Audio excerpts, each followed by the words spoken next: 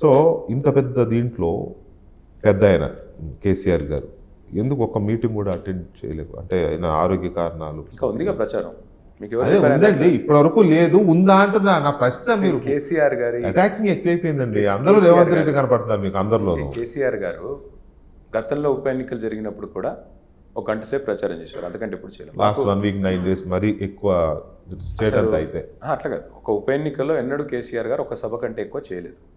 మాకు రేవంత్ రెడ్డి గారి లాగా గల్లీ గల్లీలు తిరిగే అలవాటు కానీ అంత అవసరం కానీ అంత కర్మ కానీ నేను పెద్ద ఆయన గురించి అడిగితే ఇక్కడ కూడా రేవంత్ రెడ్డి గురించి అదే చెప్తున్నాను. మరి మీకు నేను మాకు కంపారిజన్ మీరే చేసుకుంటారు వద్దని. ఇప్పుడు ముఖ్యమంత్రి కదా, కర్మగాలి ఆయనే ముఖ్యమంత్రి కదా, మీకు ఇష్టం లేకపోతే ఆయనే ముఖ్యమంత్రి కాబట్టి ఆయనే ముఖ్యమంత్రి కాబట్టి అంటున్నా, ఒక ముఖ్యమంత్రి ఇంత దిగజారి ఒక గల్లీ గల్లీ పట్టుకుని ఒక గల్లీ లీడర్ కంటే హీనంగా తిరుగుతున్న ఎన్నికల్లో కూడా ఓడించబోతా ఉన్నాం.